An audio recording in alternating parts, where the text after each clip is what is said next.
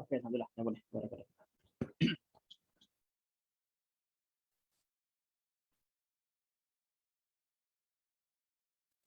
InsyaAllah kita mula insyaAllah.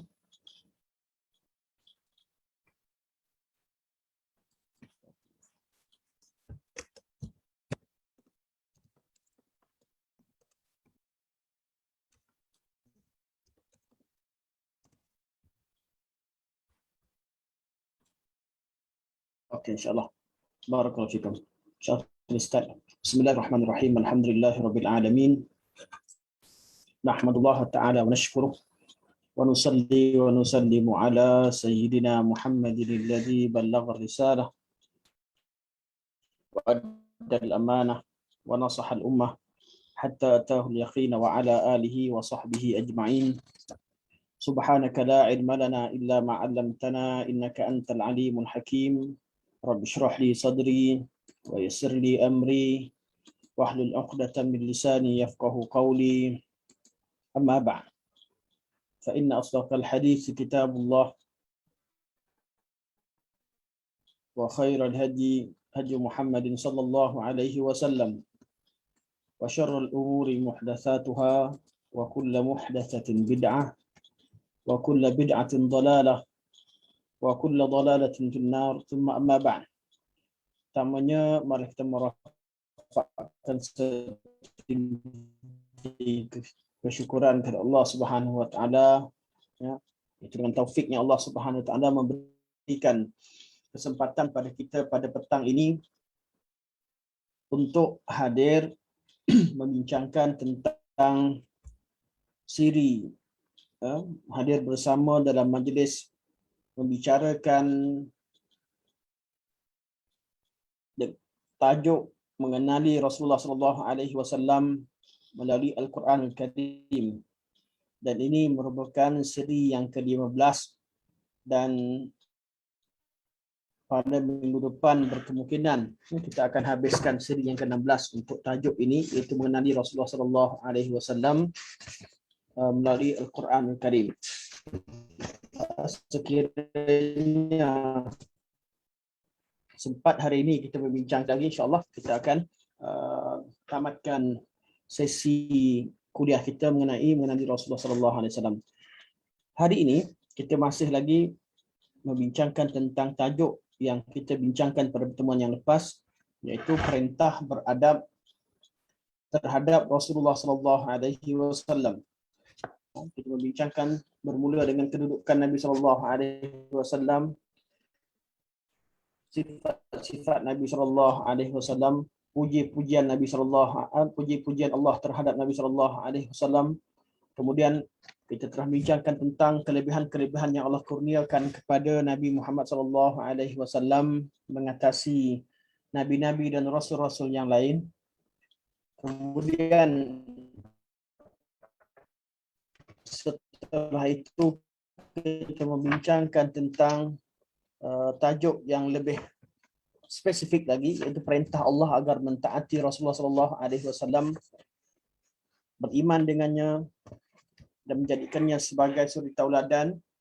Dan pada pertemuan yang lepas kita membincangkan tentang perintah Allah Subhanahu wa taala kepada orang beriman agar beradab dengan baginda sallallahu alaihi wasallam. Adab pertama,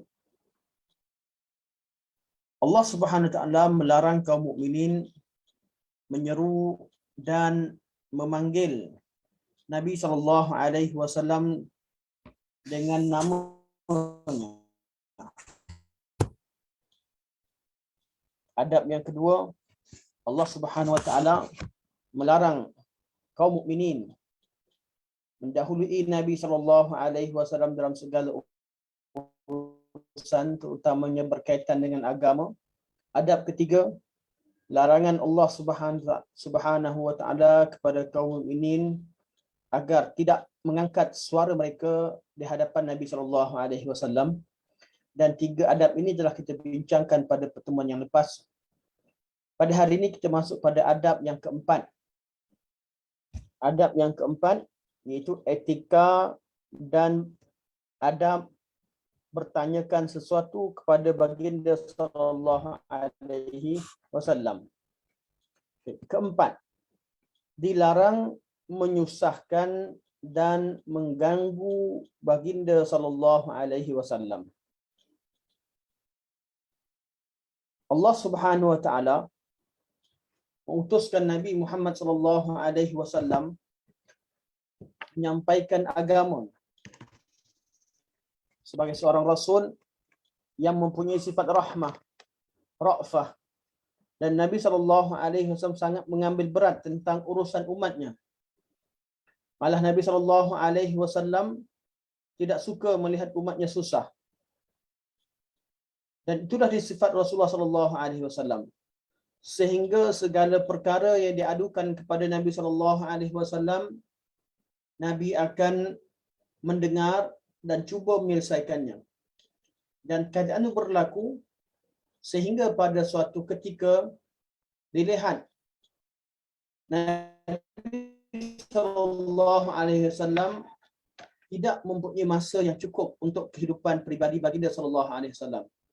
Setelah baginda sallallahu alaihi wasallam berada bersama sahabat berkhutbah secara umum, setelah habis majlis, ketika Nabi turun, didapati bahawa ramai di kalangan Islam minta untuk berbicara dengan Nabi sallallahu alaihi wasallam secara bersendirian. Itu yang dinamakan sebagai munajah. Mereka berbisik dan bercakap secara personal dengan Nabi sallallahu alaihi wasallam. Kemudian diikuti oleh orang yang kedua, orang ketiga, orang keempat, kelima dan seterusnya, sehingga Nabi sallallahu alaihi wasallam tidak mempunyai masa untuk berehat. Sehingga Nabi sallallahu alaihi wasallam merasa terganggu dengan perkara tersebut. Namun baginda sallallahu alaihi wasallam tidak menyuarakannya kerana sifat beliau yang pemurah, sifat beliau yang penyayang, sifat beliau yang prihatin, dan juga beliau malu menyuarakan perkara tersebut. Allah Subhanahu wa taala menurunkan ayat Quran menegur kaum mukminin tentang perkara tersebut. Dan bagaimanakah cara Allah Subhanahu wa taala menyampaikan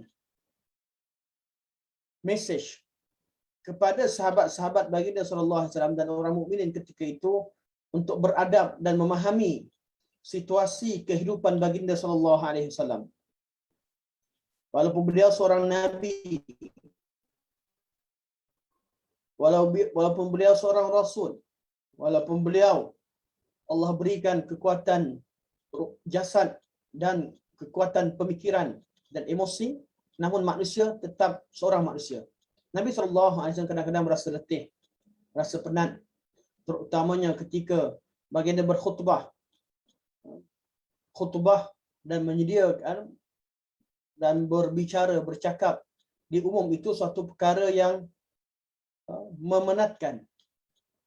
Kalau kita, pengalaman kita sebagai seorang yang terlibat dengan ramai bersama kita hari ini yang terlibat dengan public speaking, yang menyampaikan khutbah, menyampaikan ceramah, kadang-kadang kepenatan otak itu penat mengatasi penatnya kita dalam penatnya jasad kita dalam melakukan suatu perkara. Nabi SAW ketika berkhutbah dan ketika bersama kaum mukminin, Nabi penat secara jasmani dan juga penat dari segi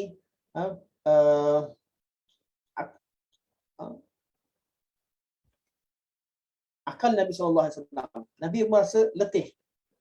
Sebab itulah pada keadaan begitu, Allah Subhanahu Wa Taala turunkan ayat Al-Quran dengan mensyariatkan satu perkara untuk menguji kaum mukminin.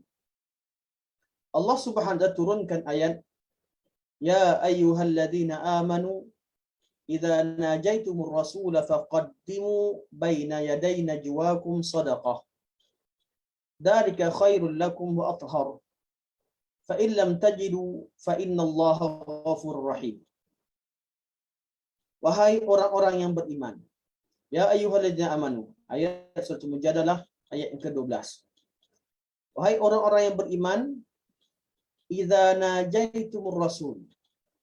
Bila kalian hendak bernija atau dipanggil munajat. Dalam bercakap ada dua sifat percakapan yang sering disebutkan oleh ulama. Percakapan itu ada percakapan yang dikategorikan sebagai nida, yang kedua dinamakan sebagai nija. Nida adalah bercakap dengan suara yang kuat agar didengari. Suaranya itu kalau disebutkan nida, tujuannya mengeraskan suara, menyeru, memanggil. Dan nija adalah bercakap secara berbisik, secara personal. Percakapan yang berlaku antara dua pihak dan kita tidak mahukan pihak lain mengetahuinya atau mendengarnya dinamakan sebagai nija ataupun munajah. Munajah itu saling bernijah antara satu sama lain. Jadi dalam bahasa Arab, seruan bercakap dengan suara yang kuat dan ingin memperdengarkan pihak hadirin itu dinamakan sebagai nida atau menyeru, memanggil. Manakala percakapan yang rahsia antara dua belah pihak itu dinamakan sebagai nija. Dan proses saling bernijah antara satu sama lain dinamakan sebagai munajah. Jadi Allah SWT berkata kepada sahabat-sahabat, berkata kepada kaum yang beriman, ya ayyuhallazina amanu, wahai orang-orang yang beriman, idza najaitumur rasul, apabila kalian ingin bercakap secara personal dengan Nabi sallallahu alaihi wasallam, atau diterjemahkan dengan apabila kamu hendak menghadap dan bertanyakan sesuatu kepada Rasulullah sallallahu alaihi wasallam, bertanyakan sesuatu secara spesifik, secara khusus. Apa yang Allah perintahkan, faqaddimu baina yaday najwakum sadaqah. Maka hendaklah kamu bersedekah sebelum kamu menghadap baginda sallallahu alaihi wasallam. Pada peringkat awal Islam, tatkala Nabi sallallahu alaihi wasallam sampai di Madinah Munawwarah, Nabi sallallahu alaihi wasallam menjawab semua persoalan yang ditanyakan oleh sahabat, semua permasalahan. Segala perkara ditanyakan dan diadukan kepada Rasulullah sallallahu alaihi wasallam. Sama ada perkara-perkara yang sangat penting atau kadang-kadang berbentuk perbualan, dan masing-masing ingin mendapatkan keberkatan bersama dengan Rasulullah sallallahu alaihi wasallam. Apabila perkara ini berlaku dan perkara itu menyebabkan Nabi sallallahu alaihi wasallam merasa susah dan Nabi merasa letih dan penat, Allah turunkan syariat ini untuk mengurangkan jumlah kaum muslim, jumlah orang-orang yang ingin berbicara langsung dengan Nabi sallallahu alaihi wasallam atau yang ingin bercakap secara sendirian dengan Nabi sallallahu alaihi wasallam, sehingga ada ruang masa untuk Nabi berehat. Begitu juga untuk menyekat orang-orang yang ingin bercakap dengan Nabi sallallahu alaihi wasallam dengan urusan yang tidak penting, dan beberapa hikmah yang lain akan disebutkan nanti insya-Allah. Allah turunkan apa yang Allah perintahkan. Kalau ingin panggil Nabi, nak bercakap Nabi secara langsung direct dengan Nabi sallallahu alaihi wasallam, perlu bersedekah. Itu keluarkan harta. Apa yang sedekah? Mana tiap-tiap kali ingin bercakap dengan Nabi secara personal, perlu keluarkan sedekah. Keluarkan dirham, dinar, atau apa yang dimiliki. Apabila syariat ini turun, maka jumlah menyebabkan ramai orang merasa berat. Sahabat-sahabat yang kaya, yang mudah, sebab kisah ini berkaitan dengan kebanyakan sahabat-sahabat yang mempunyai harta. Mereka mempunyai banyak masa yang terluang berbanding dengan sahabat-sahabat yang fukara, yang sibuk mencari rezeki. Jadi apabila masa terluang, mereka ambil masa tersebut untuk sentiasa bersama dengan Nabi sallallahu alaihi wasallam. Namun tanpa mereka sedari, perkara itu telah menyusahkan baginda sallallahu alaihi wasallam. Jadi sahabat-sahabat yang kaya tadi merasa terbeban. Kerana tiap-tiap kali ingin bercakap dengan Nabi, mereka perlu sediakan harta untuk mereka sedekahkan. Dan kaum golongan miskin merasa tidak mampu, dan mereka tidak mampu untuk melakukan perkara demikian. Namun keadaan itu menyebabkan jumlah orang yang ingin bercakap dengan Nabi SAW itu menjadi tidak ramai. Dan ayat ini Allah turunkan dengan tujuan untuk memberi isyarat kepada mereka tentang perkara tersebut. Setelah ayat ini turun, Allah turunkan ayat selepasnya yang menasahkan ayat ini. Kita habiskan dahulu apa yang Allah sebut. Allah kata, wahai orang-orang yang beriman, apabila kamu ingin bercakap langsung dengan Nabi SAW, hendaklah kalian dahulukan, sebelum kalian hendak bercakap dengan Nabi, dahulukan dengan sedekah. Dzalika khairul lakum wa athhar.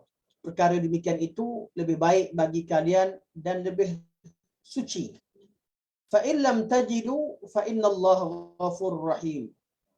Dan sekiranya kamu tidak memiliki apa-apa untuk disedekahkan, tak mampu, sesungguhnya Allah Maha Pengampun lagi Maha Mengasihani. Jadi ayat ini Allah tutup dengan fa in lam tajidu fa innallaha ghafurur rahim. Kalau kalian tak mampu, Allah Maha Pengampun, Allah Maha Mengasihani. Artinya perintah ini bukanlah tujuan sedekah itu yang utamanya. Mengisyaratkan ada perkara lain yang diinginkan oleh Allah Subhanahu wa taala. Menurut Imam Al-Qurtubi rahimahullah, kata Imam Al-Qurtubi, qala Ibnu Abbas berkata, nazalat, ayat ini turun bisababi anna al-muslimina kanu yuksiruna al-masail ala Rasulillah sallallahu alaihi wasallam hatta syaqqu alaihi. Ayat ini turun kerana kaum muslimin, disebabkan orang Islam banyak mengadukan masalah kepada Rasulullah sallallahu alaihi wasallam sehingga hal tersebut menyusahkan baginda. Fa aradallahu azza wa jal ay yukhaffifa an nabiyhi sallallahu alaihi wasallam. Maka Allah Subhanahu wa taala ingin meringankan bebanan Nabi sallallahu alaihi wasallam. Ayat ini diturunkan kerana ingin menegur perbuatan sahabat, namun dengan cara mensyariatkan sesuatu yang menyusahkan mereka, yang menyebabkan mereka rasa terbeban dan mereka rasa tidak mampu.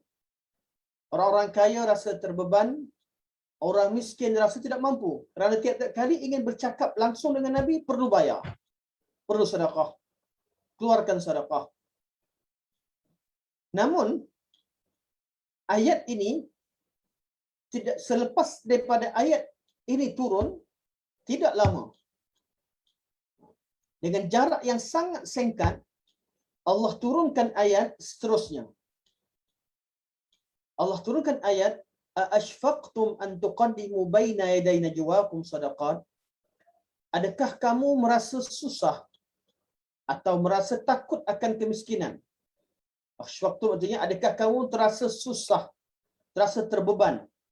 Atau artinya adakah kamu merasa takut akan kemiskinan? Kedua-dua makna ditafsirkan oleh ulama tafsir. Kerana kamu kerap kali memberi sedekah, atau kerana kamu perlu memberi sedekah tiap-tiap kali ketika kamu ingin menghadap Nabi SAW, lebih baik dikatakan bahawa adakah kamu merasa terbeban kerana perlu memberikan kepada Nabi SAW sedekah tiap-tiap kali kalian ingin bercakap dengan Nabi SAW. Untuk ketahuan, sedekah ini adalah untuk kegunaan kaum muslimin, bukan langsung, bukan dibayar pada Nabi, tapi sebagai satu syariat yang perlu dikeluarkan oleh kaum muslimin. Dan Nabi tidak menerima sedekah. Seperti kita tahu bahawa ayat ini adalah sebagai ayat untuk mengajarkan adab kepada kaum muslimin. Mereka perlu keluarkan sedekah dan sedekah akan digunakan kepada kaum muslimin. Ya Allah kata, adakah kamu merasa terbeban atau kalian merasa takut kemiskinan? Itu setengah pada pandangan. Kerana kalian kerap kali memberi sedekah ataupun kalian terpaksa mengeluarkan sedekah tiap-tiap kali ketika ingin mengajak Nabi sallallahu alaihi bercakap. Allah kata, fa id lam taf'alu wa taballahu alaikum. Maka jika kamu tidak melakukan perintah itu, iaitu tak mampu melakukannya atau merasa terbeban atau susah, Allah telah memaafkan kamu. Wa taballahu alaikum, Allah memaafkan kamu. Fa aqimus salah, maka Allah gantikan kata maka hendaklah kalian perbanyakkan solat. Wa atuz zakah, dan tunaikan zakat. Wa ati'ullaha wa rasulah, taatlah kepada Allah, taatlah kepada Rasul. Wallahu khabirum bima ta'malun, dan Allah Subhanahu wa taala Maha mengetahui terhadap segala perkara yang kalian lakukan. Ayat yang kedua memansuhkan ayat yang pertama. Dan dua ayat ini turun secara berdekatan. Ayat pertama turun tidak lama, ayat yang kedua turun. Ayat pertama memerintahkan supaya sahabat-sahabat keluar, kalau kalian ingin bercakap dengan Nabi, keluarkan sedekah. Keluarkan harta. Berikan sedekah dahulu, baru kalian boleh bercakap dengan Nabi sallallahu alaihi wasallam. Setelah sahabat-sahabat merasa berat dengan perintah tersebut, dengan sekejap saja Allah turunkan ayat yang seterusnya. Allah kata, adakah kalian merasa terbeban, terasa penat atau takut miskin kerana kalian perlu bersedekah kepada Rasulullah sallallahu alaihi wasallam? Malah inilah di antara ayat. Kalau tuan-tuan ditanyakan tentang manakah ayat yang syariat Allah yang Allah turunkan paling cepat, kemudian Allah nasahkan ayat ini, iaitu memberikan sedekah sebelum bercakap dengan Nabi sallallahu alaihi wasallam. Ayat ini Allah turunkan dua ayat ini pada hari yang sama. Dan belum ada sahabat Nabi yang sempat melaksanakan perintah Allah dalam ayat pertama kecuali Sayyidina Ali bin Abi Talib radhiyallahu anhu. Sayyidina Ali satu-satunya orang Islam, kaum mukminin yang sempat melaksanakan syariat yang Allah perintahkan dalam ayat yang pertama, iaitu mengemukakan sedekah sebelum bercakap dengan Nabi sallallahu alaihi wasallam. Selepas Sayyidina Ali melakukannya, Allah terus turunkan ayat yang kedua, iaitu memansuhkan, menasahkan hukum yang ada pada ayat yang pertama, iaitu pada ayat yang ke-12. Di ayat yang ke-13 menasahkan ayat yang kedua, yang ke-12. Ayat yang ke-12 memerintahkan kepada kaum muslimin untuk keluarkan sedekah. Ayat yang ke-13 menerangkan bahawa Allah Subhanahu wa taala, dan perintah ini ialah perintah yang paling cepat. Allah Subhanahu wa taala nasahkan. Allah turunkan ayat, kemudian sebentar sahaja Allah turunkan ayat yang lain memansuhkannya. Akan timbul persoalan. Kenapa Allah Subhanahu wa taala tidak turunkan saja ayat yang kedua? Perlu adanya ayat yang pertama dan yang kedua. Yang pertama termansuh dengan ayat yang kedua. Tiap-tiap kali berlaku nasah dan mansuh ada hikmahnya. Sebab tu bagi siapa yang mempelajari ayat-ayat nasah dan mansuh, mereka akan mengkaji hikmah di sebalik penurunan ayat pertama kemudian turun ayat yang kedua. Pasti ada hikmah yang Allah Maha mengetahui. Antara hikmah yang disebutkan oleh ulama berkaitan dengan ayat yang ke-12 dan ke-13 dalam surah Al-Mujadalah ini, Allah memberitahu kepada kaum mukminin, menyedarkan kaum mukminin tentang suatu adab dan menyedarkan mereka tentang keperluan untuk beradab dengan Rasulullah sallallahu alaihi wasallam. Walaupun mereka tidak sengajakan, namun apa yang mereka lakukan itu telah menyusahkan Nabi sallallahu alaihi wasallam dan bukan tujuan utama untuk mengumpulkan sedekah.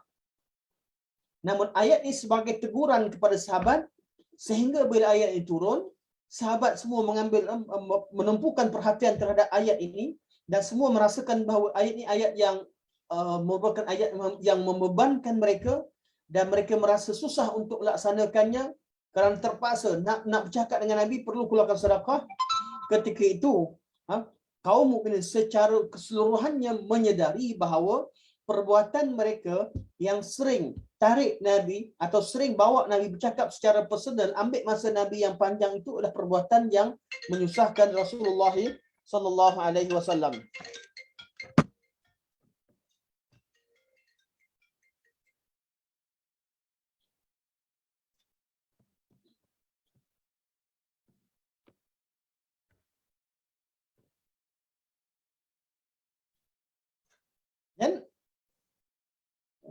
Sebab itulah hikmah yang paling utama Allah Subhanahu wa taala menyedarkan kaum muslimin tentang suatu perkara yang mereka terlepas pandang, iaitu mengambil masa Nabi SAW dan menyusahkan baginda SAW tanpa mereka sedari. Ini adab yang disebutkan dalam surah ini, adab yang utama. Kalau kita lihat kepada kaul salaf berkaitan perkara ini, diketahui dengan jelas bahawa yang disebutkan, yang dimaksudkan dengan adab ini dengan syariat mewajibkan kaum mukminin untuk mengeluarkan sedekah. Syariat yang Allah turunkan ini semata-mata untuk mengajarkan adab tersebut.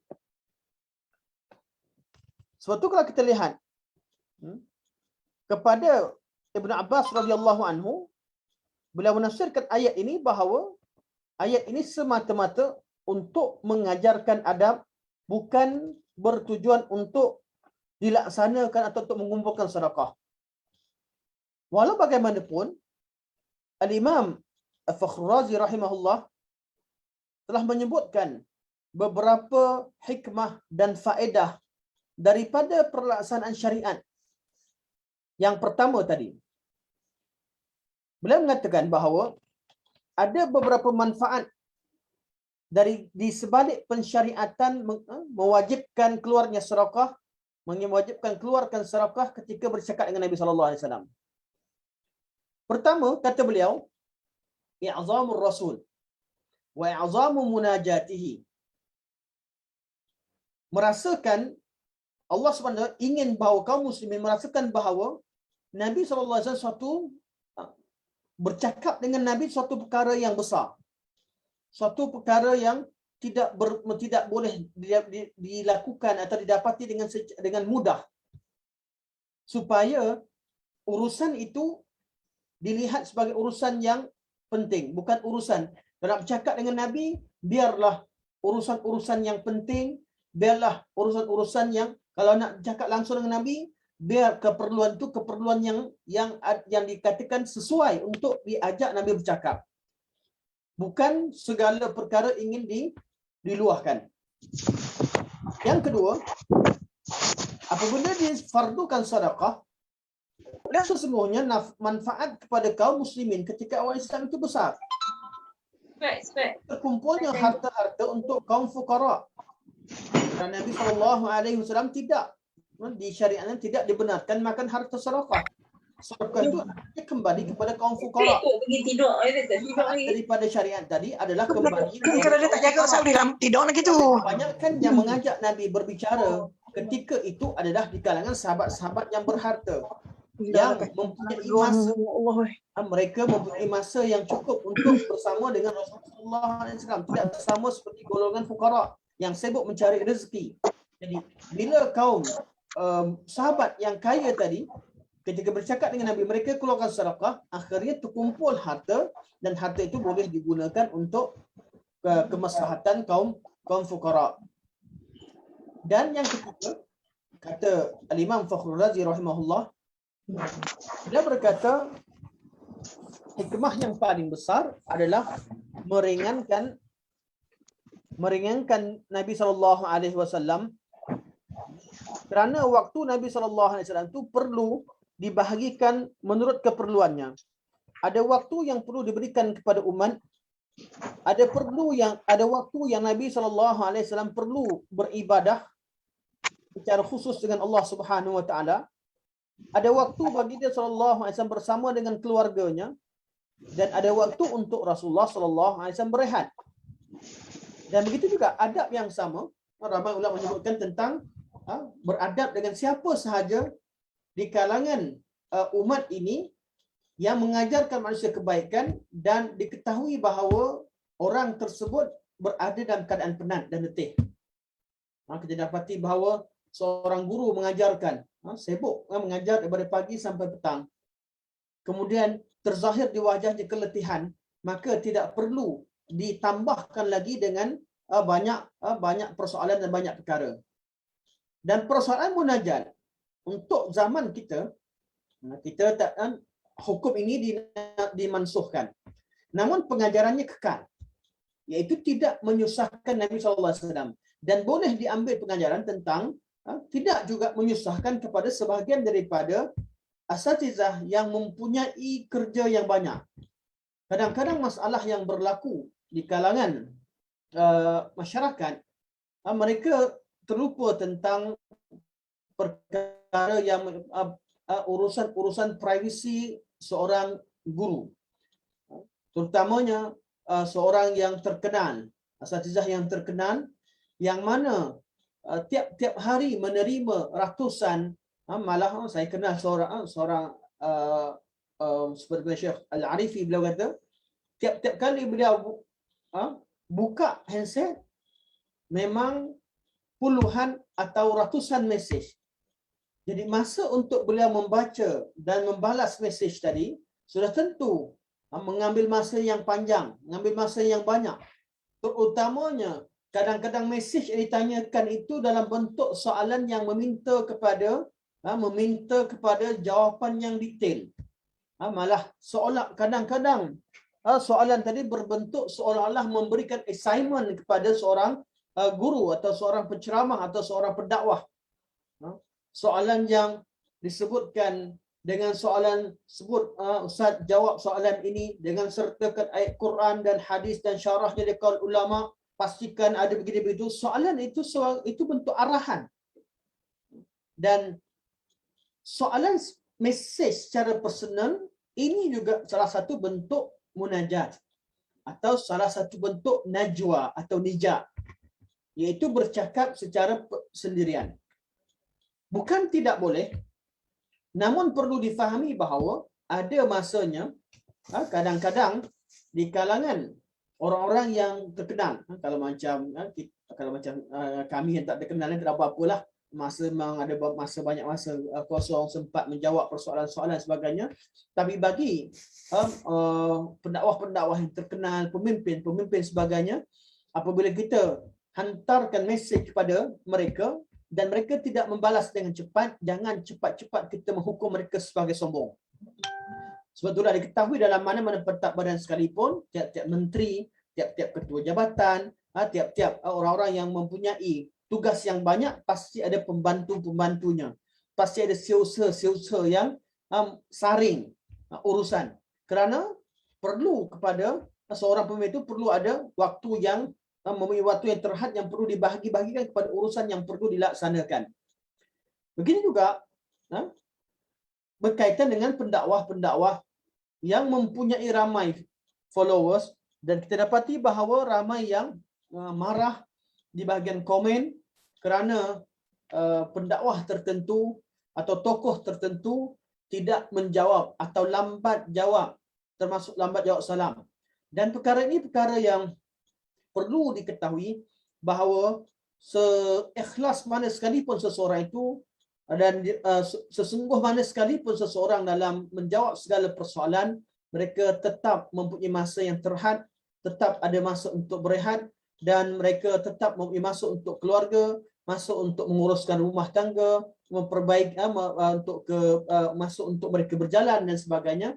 Perkara itu adalah perkara yang perlu difahami. Jadi boleh kita tidak salah, malah kita perlu rapat dengan guru-guru tertentu, orang-orang yang dirasakan dapat menjawab persoalan kita. Namun sebagai orang yang bertanya, perlu kita memahami keadaan tersebut. Perlu kita memahami keadaan dan tidak terlalu cepat menghukum dan tidak terlalu cepat merasa kecil hati apabila menerima jawapan yang agak lambat. Dan saya kadang-kadang terima soalan, contoh ada beberapa soalan yang dihantarkan pada saya tadi, saya tak sempat jawab. Walaupun bukan kerana tak nak jawab, tapi memang kalau saya jadual yang tak banyak ni pun, jadual yang sedikit, kadang-kadang soalan tu sampai pada waktu betul-betul waktu ketika kita ingin memulakan kuliah atau ketika memandu. Dan saya ketika waktu selain daripada bukan waktu MCO, maksudnya banyak masa, alhamdulillah ada masa banyak belik-belik mesej dan jawab mesej. Tapi pada waktu kita perlu kuliah di tempat yang jauh. Jadi walaupun kita nampak jadual adalah pukul 9 baru start atau 9:30 malam. Sebenarnya pergerakan untuk pergi ke tempat keramat itu mengambil masa sejam sebelumnya. Di atas kereta, contoh ke Kuala Lumpur, saya daripada sini, daripada Semenyih ke Kuala Lumpur, ambil masa di atas jalan, sampai di sana perlu ada urusan tertentu sebagainya, kemudian masuk. Kan? Dan memang pernah berlaku ada yang kata, saya hantar mesej 2 jam baru dijawab Waalaikumsalam. Memang kadang-kadang keadaan itu berlaku. Dan bukan pada penceramah atau pada pendakwah saja, malah kepada semua orang yang perlu kita mengambil masa mereka, perlu kita fahami. Kita masuk kepada guru-guru, termasuk yang babnya kepada pensyarah-pensyarah, ketua jabatan, atau kita ataupun mana-mana pegawai yang kita berurusan dengan mereka, berilah masa ruang yang cukup untuk mereka lakukan kerja mereka dengan sebaiknya dan tidak perlu terlalu gopoh dan menghukum atau terlalu cepat menghukum. Dan perkara ini adalah perkara-perkara yang disebutkan oleh ulama tentang hikmah-hikmah di sebalik pensyariatan sedekah sebelum bercakap dengan Nabi SAW. Namun Allah Subhanahu tahu perkara ini sebuah perkara yang susah, iaitu perlu bersedekah. Perkara ini syariat yang menyebabkan mereka merasa susah, maka Allah turunkan ayat yang memansuhkannya, iaitu ayat yang ke-13. Dan Allah Subhanahu taala didik sahabat. Gantikan dengan apa? Gantikan dengan perintah untuk mereka perbanyakkan solat, mereka perbanyakkan sedekah, dan supaya mereka sentiasa taat kepada Allah dan Rasulnya. Iaitu adab-adab ini akan diketahui oleh orang-orang yang sentiasa mengamalkan ilmunya. Ini pertama. Adab pertama yang diturunkan kepada yang Allah perintahkan kepada kaum muslimin untuk beradab dengan Nabi SAW, iaitu tidak menyusahkan baginda SAW ketika mereka ingin mengajak Nabi berbicara. Adab yang kelima, adab memasuki rumah dan berinteraksi dengan para isteri Nabi SAW. Allah berfirman dalam surah Al-Ahzab ayat 53 dan 54. Ya ayyuhalladzina amanu, wahai orang-orang yang beriman, la tadkhulu buyutan nabiyyi illa ayyu'zana lakum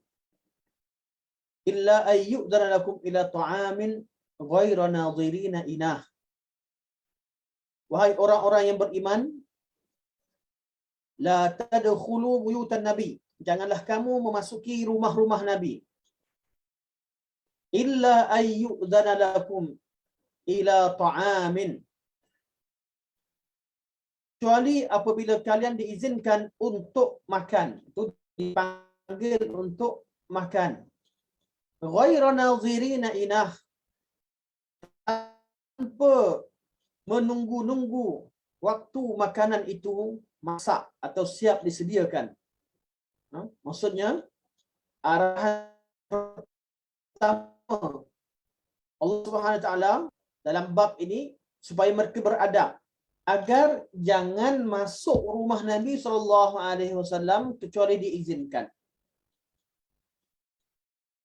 Dan kalau mereka diizinkan, diajak untuk datang ke rumah Nabi SAW, Nabi ajak makan, jangan datang terlalu awal sehingga dia datang awal sebelum waktunya, sehingga mengambil masa yang panjang untuk menunggu makanan itu dimasak. Karena perkara itu akan menyusahkan ahli keluarga baginda SAW, akan mengganggu aktiviti kekeluargaan baginda SAW bersama isterinya. Walakin idza du'itum fadkhulu, akan tetapi apabila kalian dipanggil atau dijemput untuk masuk, fadkhulu, maka masuklah. Jadi pergi ke rumah Nabi, pertama jangan masuk rumah Nabi kecuali dengan izin. Jadi siapa yang tak diizinkan tak boleh masuk rumah Nabi SAW. Siapa yang diizinkan boleh pergi, tapi jangan pergi awal pada waktu sehingga diketahui bahawa keberadaan seseorang di rumah Nabi SAW awal pada waktu sebelum waktu diajak untuk makan itu menyebabkan Nabi SAW merasa tidak selesa dan isteri-isteri baginda tidak merasa tidak selesa dengan keadaan tersebut. Jadi yang tak diizinkan tak masuk. Yang dipanggil, yang diizinkan untuk masuk tidak pergi kecuali pada waktu yang sesuai, iaitu ketika diketahui waktu dekatnya waktu untuk makan. Kerana ini kisahnya berkaitan dengan Nabi ajak sahabat makan. Kita baca sebab nuzul sebentar lagi. Kemudian Allah kata, akan tetapi kalau diseru atau dipanggil, dijemput untuk masuk, artinya duduk kat luar, duduk kat masjid, tempat lain, jangan pergi rumah Nabi SAW, duduk kawasan berdekatan, tunggu sampai masa dipanggil, idza du'itum fadkhulu. Bila diajak kalian masuk, maka masuklah. Masuk ke rumah. Tu masuk dan makan. Fa idza ta'imtum, bila selesai makan, fantashiru. Selesai makan, hendaklah kalian tinggalkan. Dan fantashiru artinya keluar, buatlah urusan masing-masing.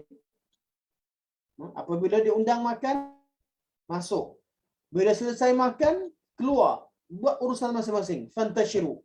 Wala musta'nisina li hadis. Dan jangan asyik memperpanjangkan percakapan.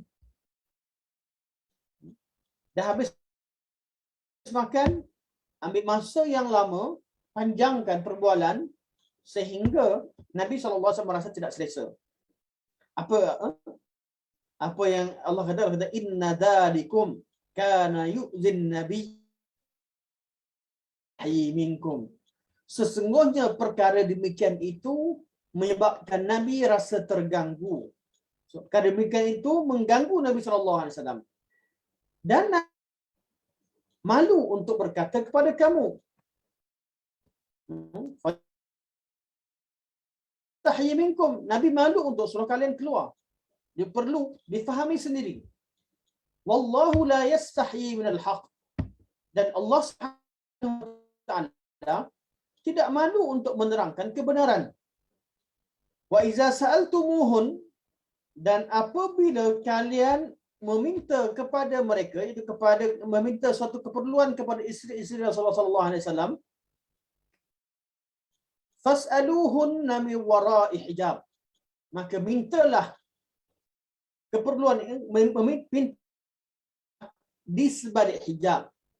Artinya kalau pergi ke rumah Nabi sallallahu alaihi wasallam, perlu sesuatu untuk bercakap dengan isteri baginda, minta sesuatu, hendaklah bercakap dalam keadaan di sebalik hijab. Kalau pergi ke rumah orang, jangan direct, pergi ke tempat-tempat yang tertutup, dan jangan mata, jangan berkeliaran melihat ke arah tuan rumah ataupun isteri tuan rumah. Ini sebab antara adab-adab yang dijaga oleh tetamu. Walaupun ayat diturunkan kepada Rasulullah dan ini yang besar, hak yang paling agung, namun pengajarannya perlu diambil oleh kaum mukminin secara keseluruhannya. Ayat itu turun khusus tentang sebahagian pada sahabat ketika itu yang ikhlas untuk bersama dengan Rasulullah SAW. Namun pengajarannya adalah terpakai untuk seluruh umat sehingga ke akhir zaman. Dan ini antara ayat yang menceritakan ada adab ketika di rumah baginda sallallahu alaihi wasallam. Dan Allah beritahu, kenapa bila bercakap dengan isteri Nabi perlu bercakap di sebalik hijab. Allah kata, "Dzalikum athharu liqulubikum wa qulubihim." Kerana demikian itu, iaitu bercakap di sebalik hijab itu athhar. Athhar artinya lebih suci. Athhar lebih suci li qulubikum, untuk hati kalian, wa qulubihim, dan lebih suci untuk hati mereka. Sedangkan Allah terang dalam ayat Quran terhadap masyarakat dan juga sahabat-sahabat baginda, hati mereka hati yang paling suci. Hati Nabi, hati sahabat, hati isteri Rasulullah, generasi yang paling suci hatinya, Allah iktiraf. Namun tetap perlu menjaga adab tersebut. Sebab tu jangan dia katakan kalau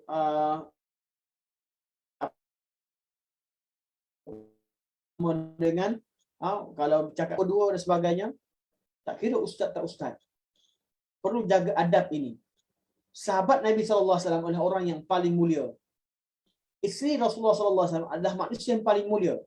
Namun Allah perintahkan mereka supaya mereka tidak berinteraksi secara langsung. Kecuali dengan kadar keperluan. Kalau ada keperluan nak minta sesuatu, itu pun perlu di sebalik hijab. Dan urusan, dan Allah kata, lepas selesai pada ayat berkaitan dengan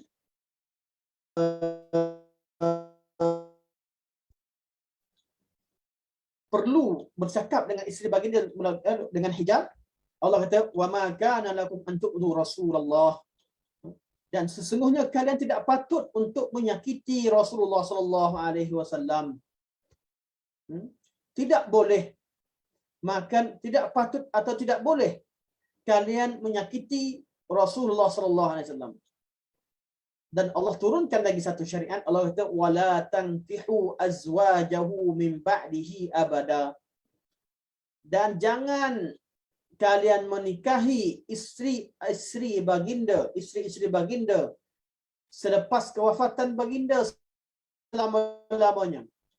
Isteri baginda tidak boleh dinikahi selama-lamanya. Dan ini merupakan syariat.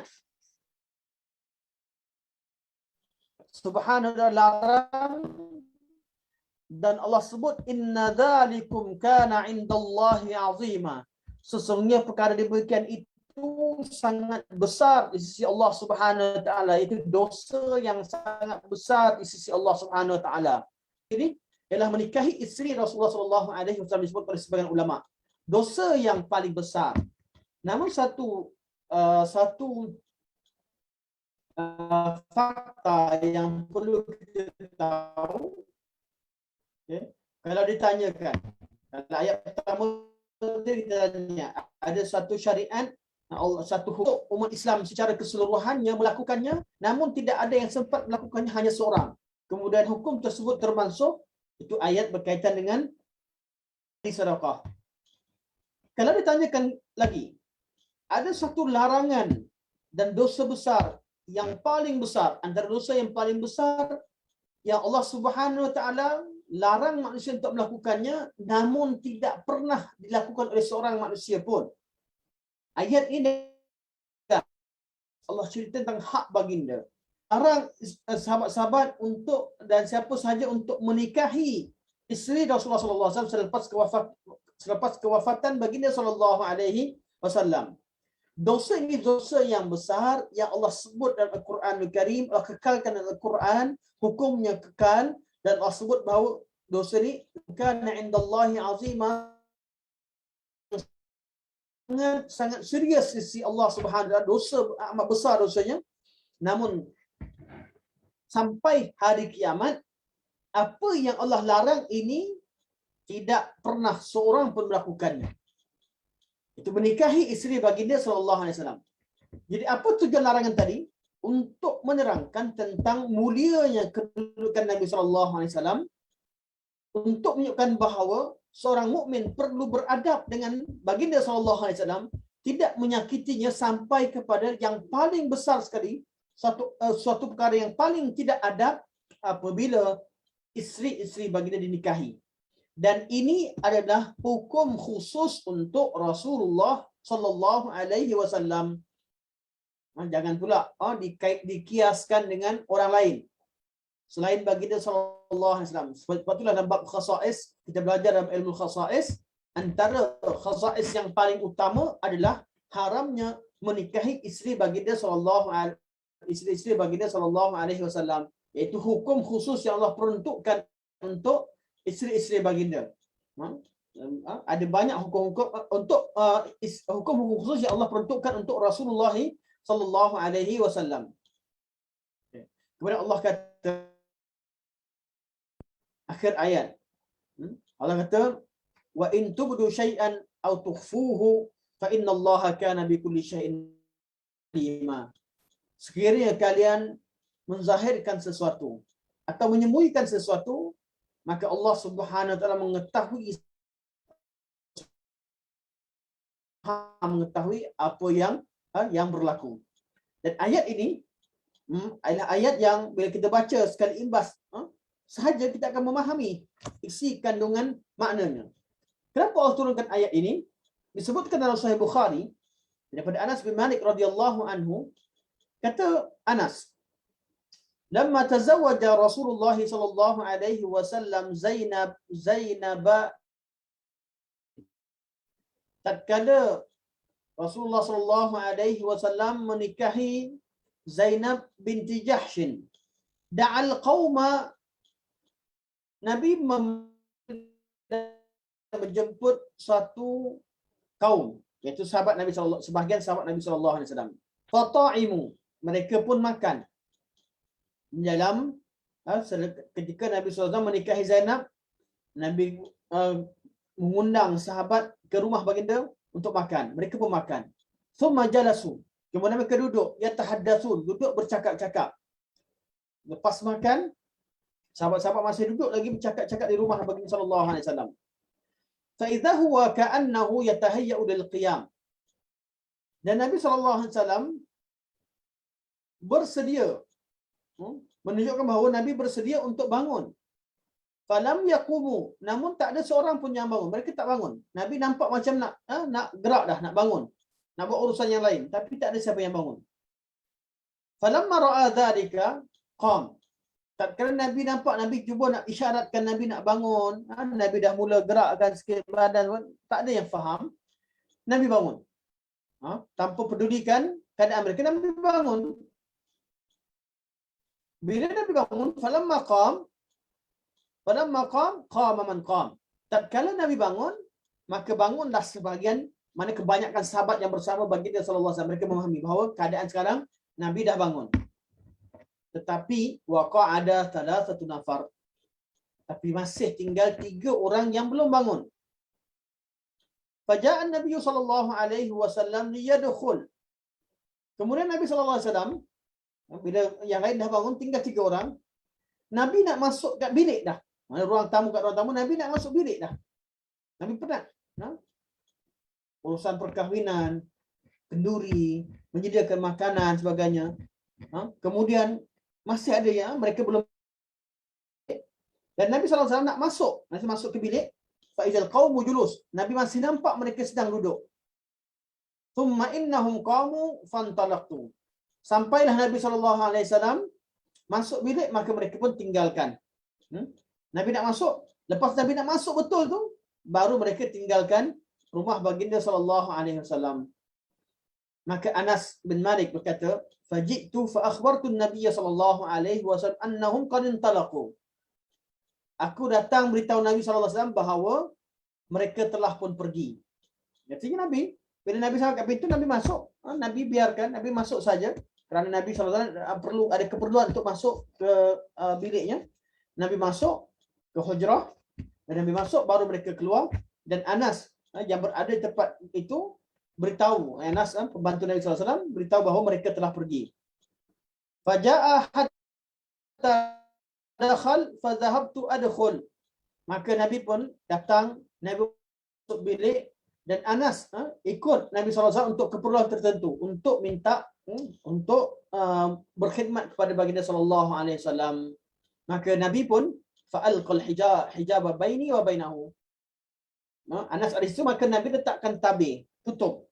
Jadi Anas walaupun di situ tapi turunkan tabir, iaitu kerana Anas perlu bercakap dengan baginda sallallahu alaihi wasallam, dan Nabi bersama dengan isterinya ketika itu. Fa anzalallah ya ayyuhalladzina amanu la tadkhulu buyutan nabi. Wahai orang-orang yang beriman, jangan kalian masuk ke rumah Nabi sallallahu alaihi wasallam kecuali dengan izin, illa ayyudzana lakum. Jadi ayat ini menerangkan tentang adab. Kita boleh ringkaskan adab-adab yang disebutkan ini kepada beberapa adab. Yang kita sebutkan 4 adab utama untuk catatan. Adab pertama ialah larangan memasuki rumah baginda sallallahu alaihi wasallam tanpa izin. Dan perlu juga dikiaskan kepada lain selain rumah Nabi SAW. Nabi hak yang paling agung. Juga dikiaskan kepada rumah-rumah yang lain, jangan memasuki rumah seseorang kecuali dengan izin. Diambil daripada firman Allah, ya ayyuhallazina amanu la tadkhulu buyutan nabi illa ayyudzana lakum. Dan kena tambah 5 boleh, tapi kita ambil 4. Kita ambil 4 lah kerana berdasarkan kepada penulis asal kepada nota ini, iaitu Syekh Saleh, beliau bahagian kepada 4. Ulangan pertama. Adakah larangan umum untuk semua orang tak boleh masuk rumah Nabi kecuali dengan izin? Ya. Larangan umum, itulah pendapat kebanyakan ulama tafsir. Walaupun sebahagian ulama mengatakan bahawa larangan umum ini Allah sebut secara umum terhadap semua kaum mukminin, namun ditujukan tiga orang tadi. Ditujukan kepada 3 orang ataupun golongan-golongan yang memang tunggu untuk makan di rumah Nabi SAW. Tunggu dipanggil makan. Jadi ayat ini turun kepada mereka. Sebagai kata, ayat ini larangan umum. Namun sebenarnya larangan itu ditujukan kepada kelompok yang duduk di sekeliling rumah Nabi menunggu waktu untuk dipanggil untuk makan. Diketahui banyak bahawa ramai di kalangan mereka yang bergantung kepada sedekah kerana di awal Islam, kerana mereka tidak memiliki harta untuk yang cukup untuk mereka berdikari. Jadi, namun sebagai ulama kata ianya khusus, larangan khusus untuk mereka seperti disebutkan oleh diriwayatkan daripada Mujahid, daripada Qatadah, begitu juga disebutkan oleh Imam Al-Alusi tatkala berbincangkan tentang ayat ini. Manakala kebanyakan ulama berpandangan bahawa larangan ini adalah larangan secara umum terhadap seluruh umat Islam, bukan terhad kepada 3 orang saja, iaitu jangan masuk rumah baginda sallallahu alaihi wasallam kecuali dengan izin. Sebahagian pada ulama mengatakan bahawa larangan ini, kenapa berkata khusus untuk 3 orang atau khusus untuk orang yang menunggu makanan, yang lain tidak khusus kerana mereka kata ada keperluan. Mungkin satu ketika seseorang perlu ke rumah Nabi SAW. Mungkin Abu Bakar perlu masuk ke rumah baginda bertemu dengan anaknya. Mungkin Umar perlu masuk ke rumah Hafsah untuk anaknya. Dan larangan ini kalau dikatakan umum, artinya termasuk juga Abu Bakar, Umar tidak boleh masuk rumah Nabi SAW kecuali dengan izin. Dijawab oleh golongan yang mengatakan umum bahawa Abu Bakar dan Umar dan orang-orang seumpama mereka telah mendapat keizinan umum. Jadi kalau kita kata tak boleh masuk rumah seseorang kecuali dengan izin, artinya apa? Perlu minta izin. Namun adakah tiap-tiap kali perlu minta izin? Yang tepatnya tengok pada izin. Keizinan diketahui, adakah izin khusus atau izin umum? Izin yang mutlak. Izin khusus artinya kita benarkan. Ada orang TMB datang rumah saya, tukar meter. Minta izin nak masuk. Walaupun masuk bahagian luar rumah, minta izin masuk. Itu artinya izin khusus. Atau orang nak bagi paip, izin khusus. Diketahui secara urufnya bahawa dia dibenarkan untuk masuk secara khusus pada ketika itu. Namun ada orang yang dibenarkan masuk secara umum ke satu rumah. Terutamanya kalau dia katakan kalau mertua datang, ibu atau bapa kepada isteri kita, atau adik-beradiknya, sebagainya, kita seorang suami telah mengizinkan secara mutlak. Artinya kalau mereka datang, jemput masuk, tak perlu minta izin, tak perlu nak tanya. Itu namanya izin yang umum. Jadi Abu Bakar dan Umar dikatakan telah mendapat izin umum. Jadi ayat ini tetap kekal bahawa larangan memasuki rumah Nabi itu untuk seluruh orang Islam, kecuali yang diberikan izin. Ada yang mengatakan bahawa tidak, larangan ini hanya khusus untuk orang-orang yang menunggu makanan di rumah baginda SAW.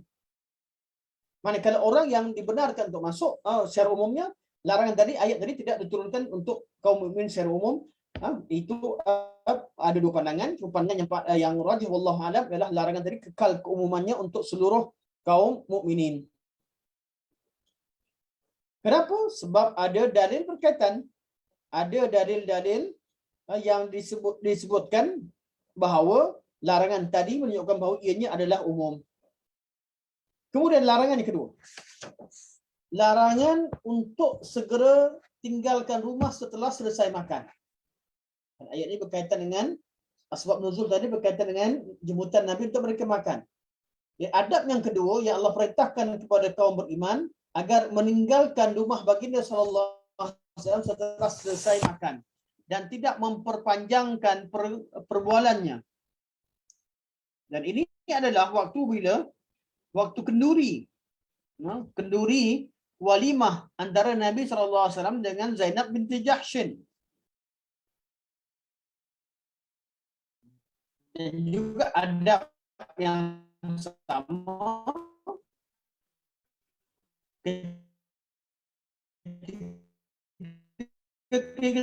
kita pergi ke menghadiri mana-mana kenduri, kita tidak kekal lama tinggal di tempat kita ada pergi ada majlis, kita pun tinggalkan pinggan mangkuk, tinggalkan periuk semua sekali. Tak. Maksudnya adalah orang yang hadir untuk keperluan dan keberadaannya tidak dialu-alukan, maksudnya keberadaannya begitu lama tidak membantu, malah menyebabkan orang susah, lebih baik tinggalkan. Kenapa? Bila kita berada di rumah, atau rumah isteri-isteri mereka perlu lebih lama tutup aurat, anak-anak terkurung, anak-anak perempuan, anak-anak perempuan terkurung dalam bilik, tak boleh keluar, anak tak boleh main, dan banyak benda yang perlu selesaikan, perlu sapu rumah sebagainya, maka perlu difahami. Perintah yang kedua adalah perintah agar mereka meninggalkan tempat, tinggalkan rumah baginda sallallahu alaihi wasallam ketika mereka selesai makan. Larangan ketiga, adab ketiga dalam ayat ini adalah larangan kaum mukminin bercakap dengan isteri baginda sallallahu alaihi wasallam kecuali dengan keperluan. Kalau ada keperluan, dan kalau ada keperluan yang mendesak, hendaklah mereka bercakap dengan penuh adab, iaitu bercakap di sebalik tabir, tidak langsung menatap wajah isteri baginda atau bercakap langsung direct dengan isteri baginda sallallahu alaihi wasallam begitu sahaja.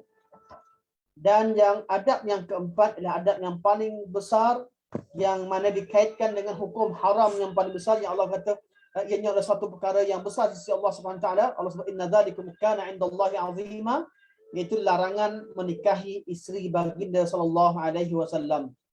Isteri baginda menikahi isteri baginda sallallahu alaihi wasallam, sama ada ketika Nabi masih hidup ataupun ketika Nabi telah meninggal, kerana Nabi sallallahu alaihi wasallam adalah manusia yang paling agung, manusia yang perlu diagungkan, sama ada ketika hidupnya atau setelah kewafatan baginda sallallahu alaihi wasallam. Dan Allah jadikan hukum isteri-isteri baginda itu seperti hukum seorang ibu kepada kaum mukminin. Sebab semua isteri baginda sallallahu alaihi wasallam dinamakan sebagai ummahatul mukminin. Kerana Allah turun pada surah Al-Ahzab ketika menceritakan ayat ini, Allah berfirman wa azwajuhu ummahatuhum, dan isteri-isteri baginda adalah ibu-ibu kepada kaum mukminin. Insya-Allah kita sampai sini. Saya punya jam ni azan cepat. Jadi kita masih ada sedikit ruang untuk sesi soal jawab bagi tuan-tuan yang ingin bertanyakan sesuatu atau mengumumkan pandangan, dipersilakan insya-Allah.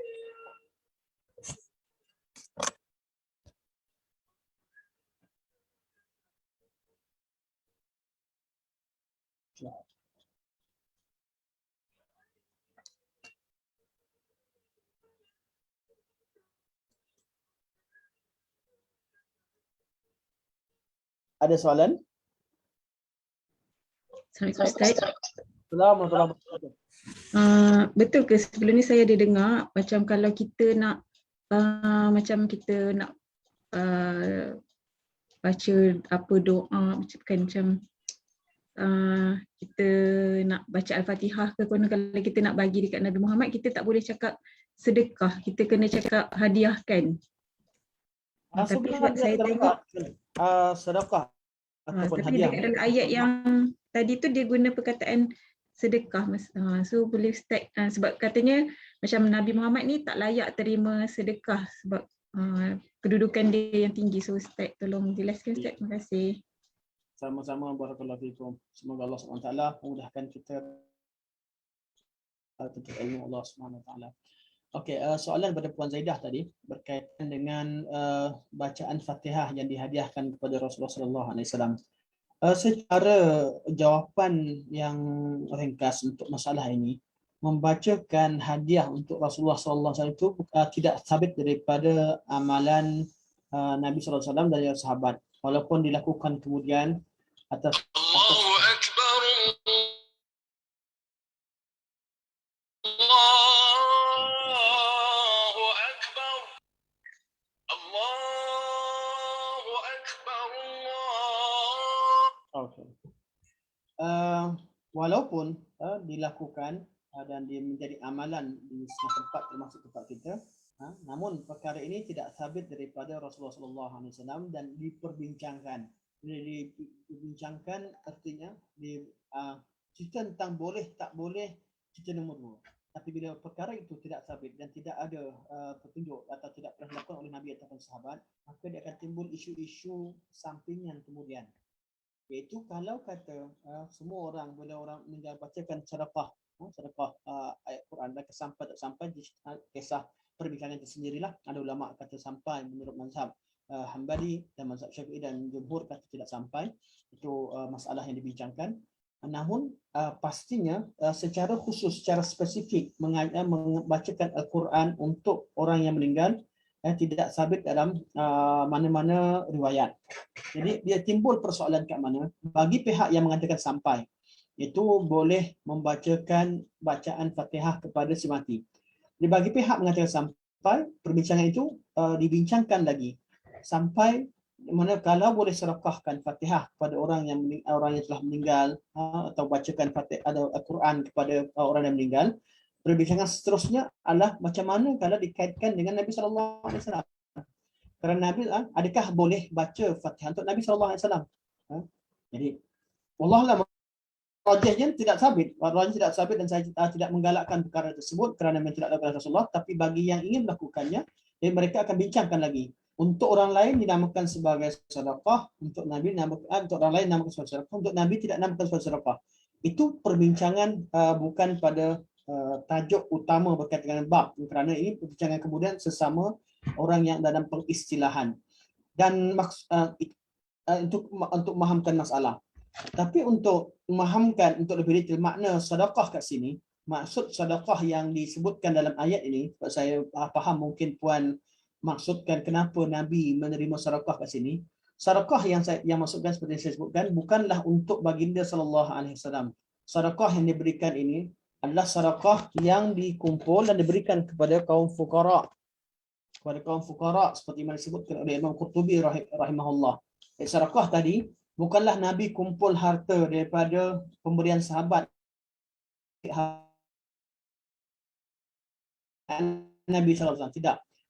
Sedekah tadi adalah untuk kaum fuqara, bukan untuk baginda sallallahu alaihi wasallam. Dan yang seterusnya, makna sedekah itu umum. Sedekah makna sedekah itu lebih umum kalau dilihat dari segi penggunaannya. Mana lafaz yang paling umum bab mengeluarkan harta yang maksud sebagai infak. Infak ni lafaz yang paling umum. Kalau kita keluar infak, keluarkan harta di fisabilillah, allazina yunfiquna fi sabilillah, yang maksud sebagai infak. Kalau berikan kepada pihak yang memerlukan, namanya sedekah. Pihak di bawah dari segi keperluan. Yang berkemampuan dinamakan sebagai hadiah, hibah, sebagai hadiah. Jadi lafaz sedekah yang dikatakan bagi fuqara itu lafaz khusus ketika membincangkan tentang harta diberikan kepada orang yang memerlukan. Namun dari makna secara umum, sedekah itu digunakan pakai untuk makna infak pada setengah keadaan. Dan ayat ini zahirnya digunakan untuk makna infak, itu perlu mengeluarkan harta. Dan perlu ketahui juga harta ini bukan untuk baginda sallallahu alaihi wasallam, wallahu alam. Jadi berkaitan dengan adakah betul atau tidak, saya wallahu alam, saya secara personal saya sendiri tidak bersetuju sebenarnya dengan amalan menghadiahkan Fatihah kepada Rasulullah. Malah untuk Rasulullah itu dalam semua ayat-ayat yang kita baca dan hadis adalah perbanyakkan selawat kepada baginda sallallahu alaihi wasallam, selawat dan salam. Dan apa yang kita baca mana, banyakkan selawat, banyakkan salam kepada baginda sallallahu alaihi wasallam. Ada masa selawat, ingat Nabi selawat, nama Nabi disebutkan kita berselawat kepada Nabi sallallahu alaihi wasallam sebanyak-banyak pada hari Jumaat, berselawat pada baginda sallallahu alaihi wasallam pada tiap pagi dan petang dan sebagainya. Mana arahan Quran untuk kita laksanakan hak terhadap Nabi adalah selawat dan salam. Manakala amalan bacaan surah Fatihah untuk Rasulullah tidak dinukilkan. Adab kerana seolah-olah kita ni perlu bagi serpah kepada baginda atau Nabi memerlukan kepada hadiah kita. Itu pandangan sebahagian daripada ulama. Saya tak nak masuk campur dari perbincangan detail kerana perbincangan memerlukan masa yang panjang dan perlukan kepada pemahaman dalam banyak bab. Cuma sebagai jawapan yang ringkas bahawa apa yang ditanyakan tadi adalah perkara yang kedua-duanya adalah bukanlah perkara yang ada dalil khusus yang perlu diberikan jawapan dalam secara spesifik. Allah alam. Ustaz, terima kasih, sangat jelas Ustaz. Sama-sama. Barakallahu fiikum.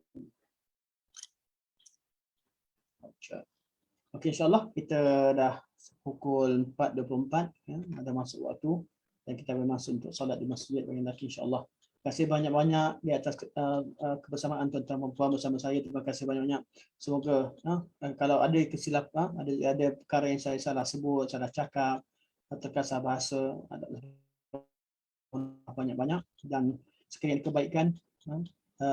kebaikan tersebut yang mampu diamalkan, dan kalau ianya berbentuk suatu maklumat tadi perlu di